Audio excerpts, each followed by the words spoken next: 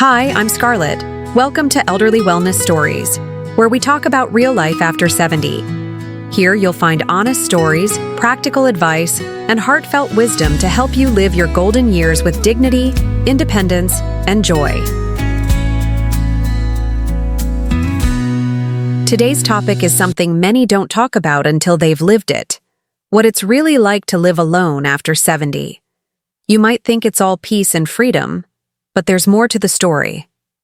This video is filled with insights, gathered from hundreds of seniors who are already walking that path.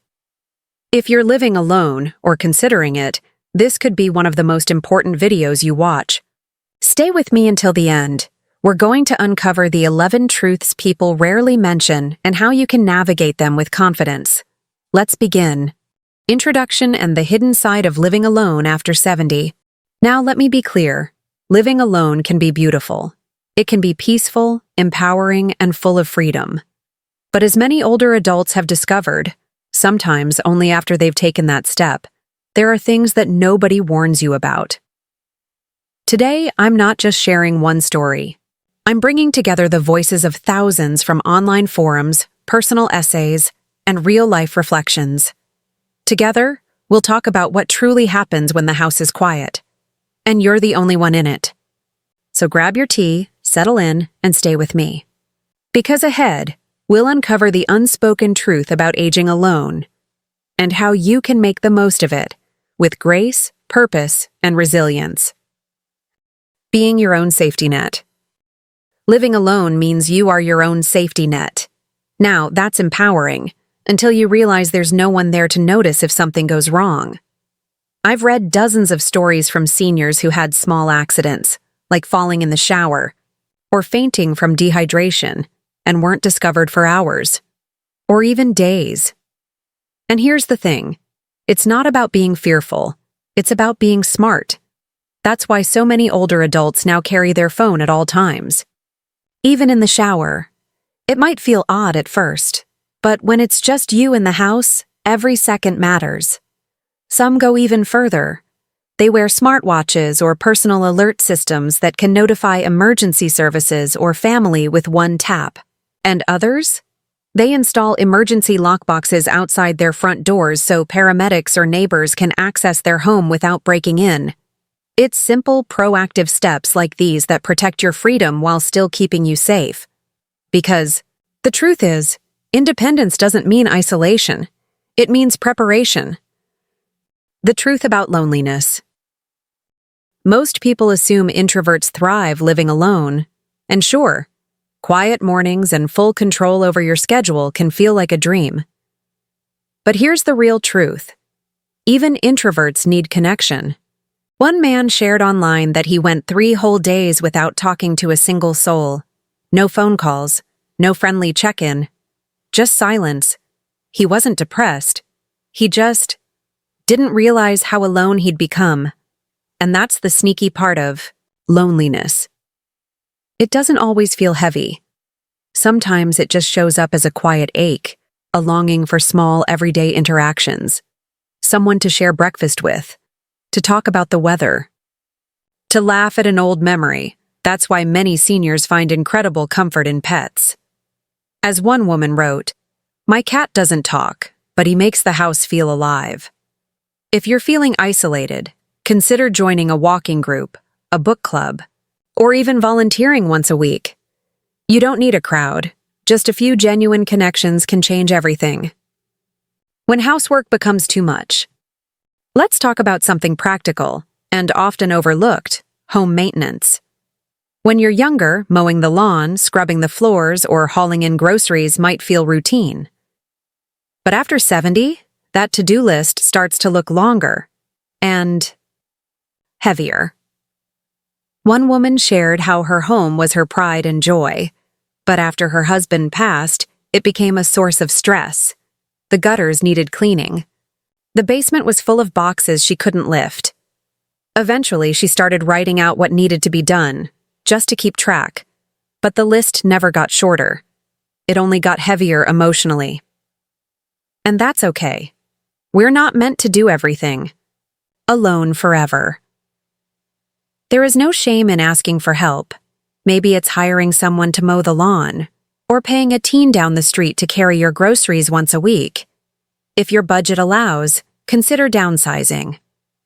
A smaller place means fewer worries and more freedom. Remember, your energy is valuable. Spend it where it matters most, to your joy, your health, and your peace of mind. The power of routine. One thing you'll hear from nearly every senior who lives alone: routine isn't just a habit, it becomes a lifeline. When you don't have a partner or roommate to share responsibilities, your daily rituals give your life rhythm. They bring purpose, direction, and comfort. It could be something as simple as making coffee at the same time every morning, taking your afternoon walk on the same route, or watching your favorite show at 7 p.m. sharp. One woman shared how she starts every day by playing the same jazz playlist while preparing breakfast. She said, "It fills the house with life, even if it's just me." Another senior in his 70s told us how his garden saved him. Tending to his flowers every evening gave him purpose and peace. These daily anchors give your days structure. They also help ease feelings of loneliness and uncertainty. So here's the tip. If you're living alone, protect your routine. Make it sacred. Customize it around what makes you feel good. It's not about being busy. It's about feeling rooted. And every healthy routine adds strength to your independence. The quiet friend or foe. Let's talk about something that surprises a lot of people when they start living alone after 70. The silence. For some, it's peaceful. For others, it's deafening. You spend decades surrounded by noise, family chatter, work calls, the bustle of everyday life. Then suddenly it's just quiet. Some seniors describe it as calming, a chance to reflect, recharge. They fill their homes with books, hobbies, music, or the sound of nature from an open window. But for others, especially those used to full households, that quiet can feel isolating. One woman in her 80s said, "I didn't know how loud silence could be until I sat through my first dinner alone." Another man told us he now keeps a podcast playing in the background, just to feel like someone's in the room. There's no shame in needing background sound. Leave the TV on low, turn on the radio, create a playlist that lifts your spirits. But also try to get comfortable in the silence. It's in that stillness where you rediscover yourself. You're not missing out. You're tuning in. And sometimes, that quiet is the loudest reminder that this time, finally, is truly yours. Moving your body, one small step at a time. Let's be honest, motivation can be hard when you live alone. No one's around to nudge you for that morning walk. No one's checking whether you've stretched today. And before you know it, a whole week has gone by with barely any movement. But here's the truth. Movement isn't just about staying fit. It's about staying independent, confident, and mentally sharp. The people I've spoken with, those thriving well into their 80s and 90s, all say the same thing. You don't stop moving because you grow old. You grow old because you stop moving. One gentleman told me how his dog keeps him active. Rain or shine, he needs a walk, so I get one too. Another woman does 5 minutes of stretching before breakfast every day. It wakes me up, gets my blood flowing, and reminds me I'm alive. The key is consistency over intensity. You don't have to hit the gym. Try this instead. March in place during commercials. Use canned goods as lightweights. Do gentle yoga or tai chi, even seated. Dance around your kitchen like no one's watching, because no one is. Your body was made to move. And every step, every stretch, every breath you take in motion is a declaration that you're still here, still strong, and still in control. When time feels different. Have you ever looked at the clock and suddenly realized the whole day slipped by? Or maybe the opposite. That time drags on, especially in the quiet. Living alone after 70 can really shift your sense of time. Without the rhythms of another, Person in the house, like a spouse's routines, kids coming and going, or a partner's conversations, the days begin to blend. One man in his late 70s told me, "After my wife passed, I'd wake up and genuinely forget what day it was. Monday, Sunday, it didn't matter. Time can either feel too fast or painfully slow.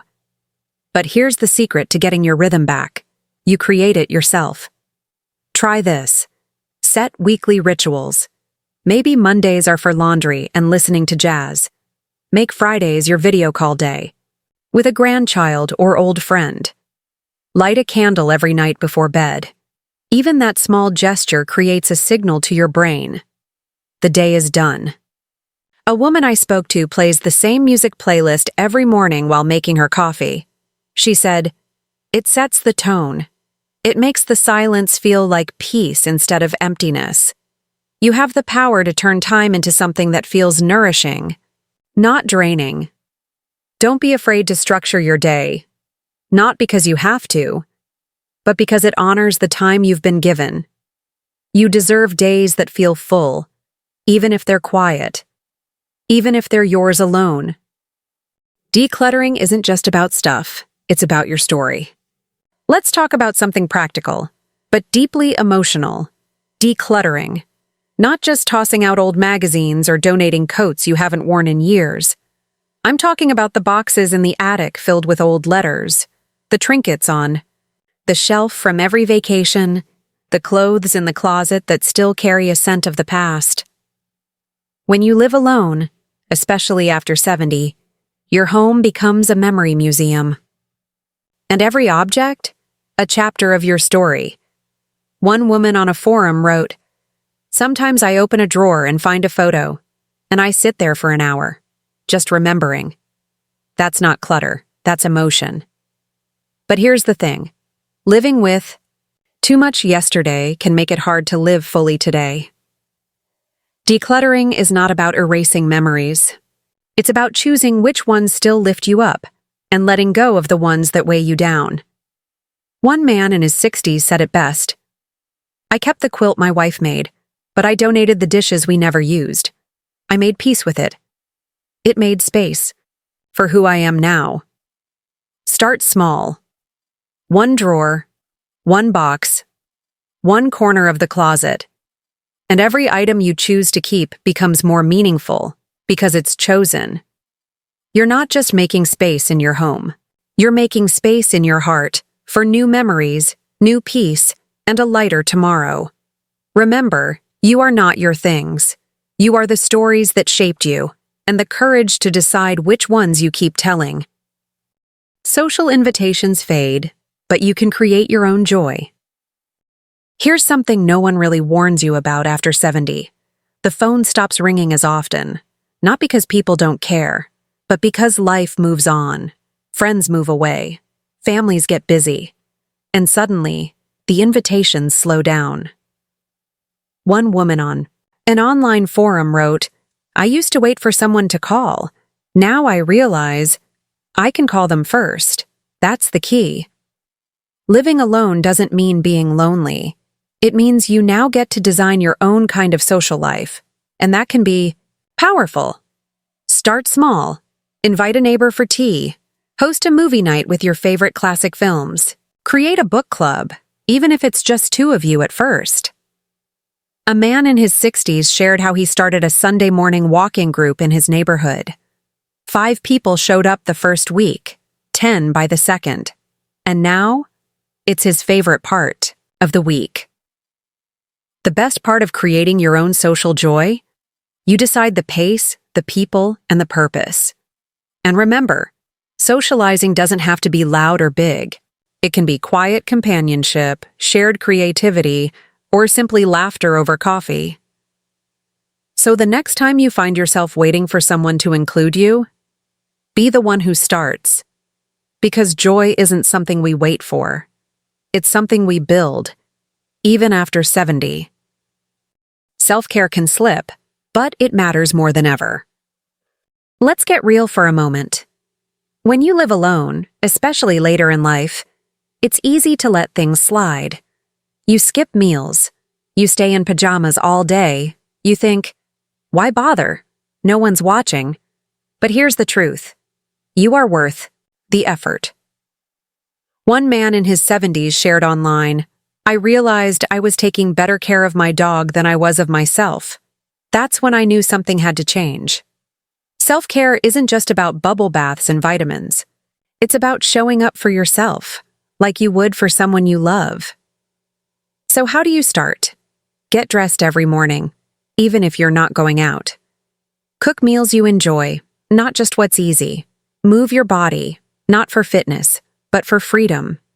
Create rituals that feel special, a scented candle at dinner, a journal entry before bed, a little music in the morning. These aren't luxuries. They're acts of self-respect. You don't need an audience to make your day matter, because the one person who's with you every moment of your life is you. And that person deserves love, care, and attention. So today, make a promise to yourself. I will care for me, because I'm still here, and I matter. Living alone but not forgotten, a final reflection. If you've made it this far in the video, take a deep breath, because we've just walked through the honest, unfiltered truths about living alone after 70. And if no one has told you this today, you are doing better than you think. Living alone is not a sign of loneliness. It's a canvas, and you are the artist. It's not always quiet peace and perfect mornings. Sometimes it's dishes in the sink, creaky knees, and silence that echoes. But it's also freedom.